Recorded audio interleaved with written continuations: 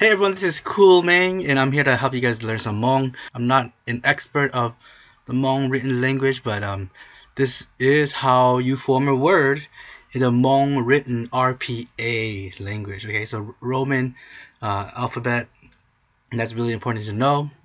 There's a bunch of history with it, we can get into it later, but not right now. Anyways, we gotta learn about how Hmong words are formed. So, as you know, there are three parts to a Hmong word. The first one is the 真的 zi, which is a consonant. So 真的 zi is consonant. Then the second is 真的 nia, or the vowel 真的 nia. And lastly is the 真的 ji, and that is the tone. You can use ji for short. So ji is a short version for tone. So for example, in this word, so T would be the consonant 真的 zi, W would be the vowel, or the 真的 nia, and S will be the tone, the 真的 ji or ji. In some words, you might not have a consonant at all. So for example, in this one, it's just WS.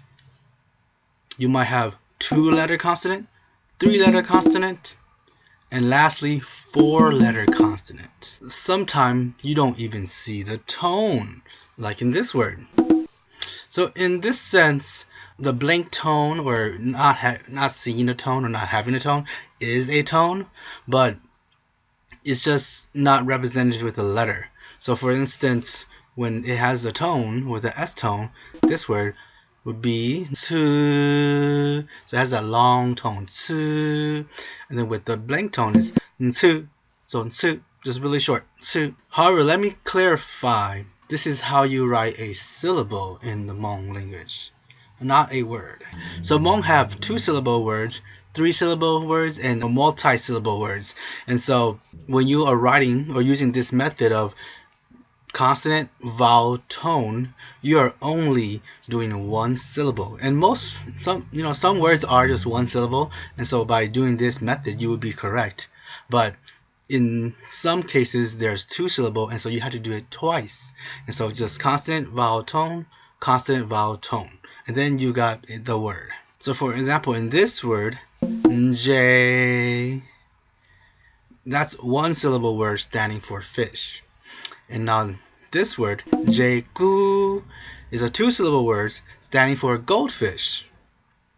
And lastly, a 3-syllable word, J-to-gu, and that is a catfish. So once again, for the most part, by using this rule, consonant, vowel, tone, 真的 zi, 真的 nia, 真的 ji, you basically can write any Hmong word. Just remember that there may be some strange cases where there is no consonant or no tone, but there will always be a vowel. So that's a secret, okay? So if you really want to learn Hmong, you should start actually with a vowel, because those are not tricky at all. So vowels are always there. So there are some strange cases in which a tone is also a consonant. And so, Cool Meng, how do you figure out which one is which, you would ask. And so this is how you figure out. So it depends where the letter is compared to the vowel. So for instance, if they're before the vowel, then it's a consonant.